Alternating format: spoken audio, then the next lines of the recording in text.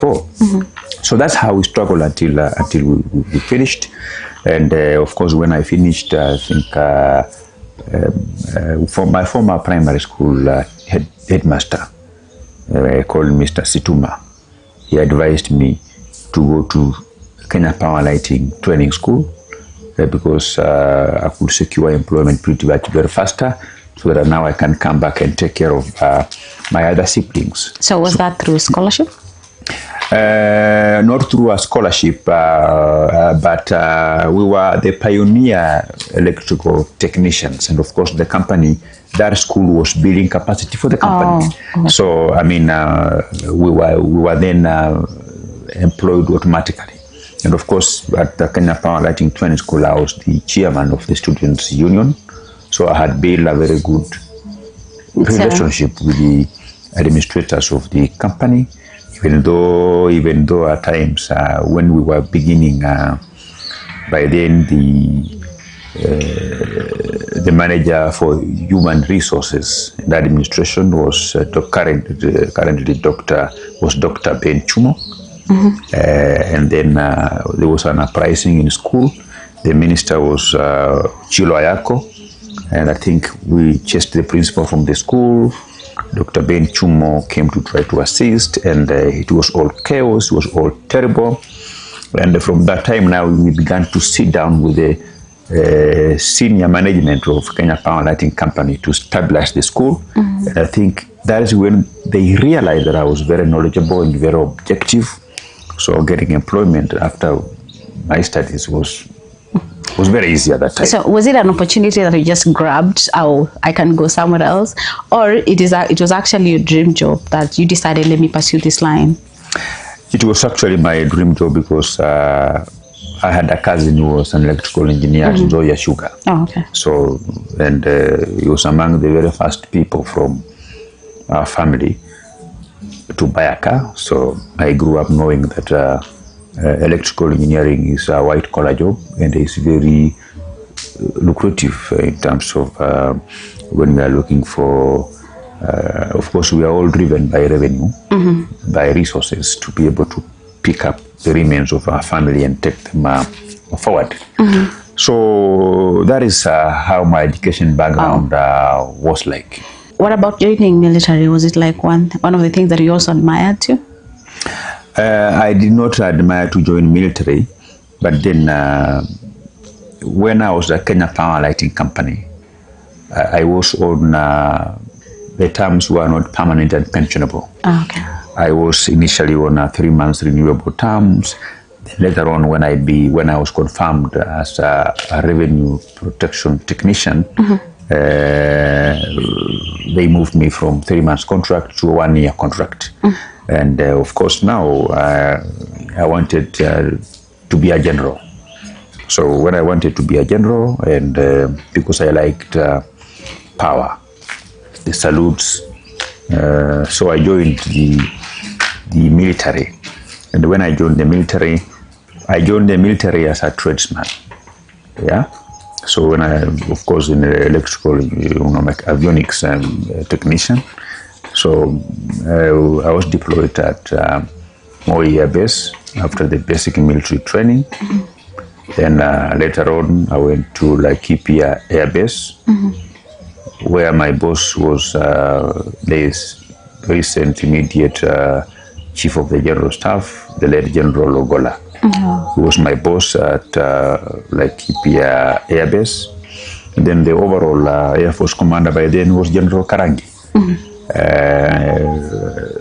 So I worked under also when I was at Moi Air Base, my boss there was Joe Fortieno, who I think he retired. So how long were you in the military? I was in the military for 180 days. 180 days. After training, I was in the military for 1 year, 180 days. 1 year, 180 days. Yes. Okay. Why I left the military is because now, after completing my degree, of course, we were very many people in my class. And we could keep in touch, you know. Some were working in different blue chip companies, and we could meet and how much money are you earning, how much money are you earning? Then I realized that whatever I was being paid was not commensurate with my academic credentials. And then I went to see my boss then, who was we used to call him OC technical wing. By then he was called Major Mulay. I think now he's a general or a brigadier somewhere in the Defense College.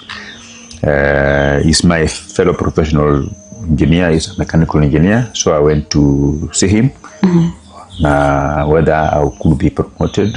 I think, and then he told me that that is not possible.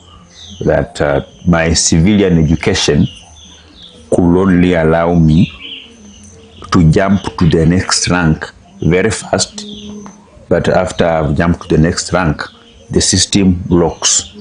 Then we have now to progress forward as a team, depending on the team. We call them not. Not means the people who are promoted to that particular rank on the same date. So you have to move together. You can't jump alone. Then it became difficult. Of course, then...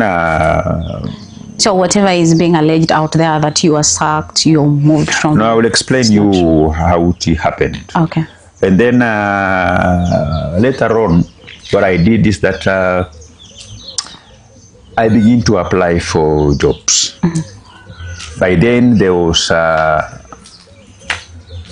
various job vacancies in a company called KBR Logic. Those are companies that were offering logistical support to the United Nations peace support programs in Afghanistan and those very other areas that were prone to war. And a number of my colleagues have gone there. They were being paid very good money. So I applied for that position, and then I did an online interview. They gave me an offer, and they were paying me close to around $6,500, per month. Per month. So I went now to my boss to say, I've gotten a job. Now I want to resign. He booked me for an interview, which when I did the interview, he told me that I have failed the interview to exit the force because the government of Kenya has not returned the money they used to train me. He even told me, even your elbows, they're still scarce in your elbows until they disappear.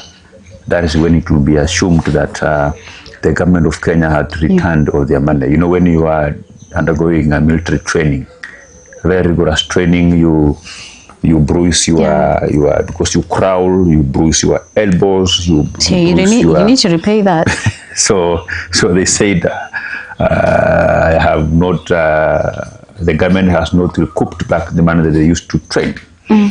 Then later on that job disappeared because I couldn't live. Of course I continued to apply for other jobs.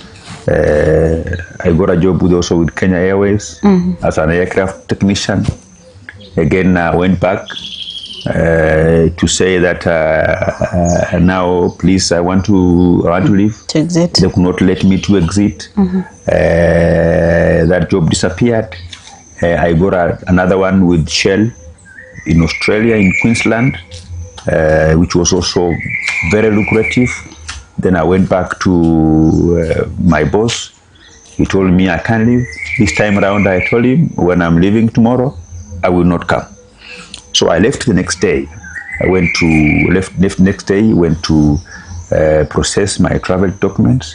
I went to Australia, worked there for about, of course I was advised that by my rank, if I disappear for a period of not more than 42 days, the military police will still arrest me and take me back to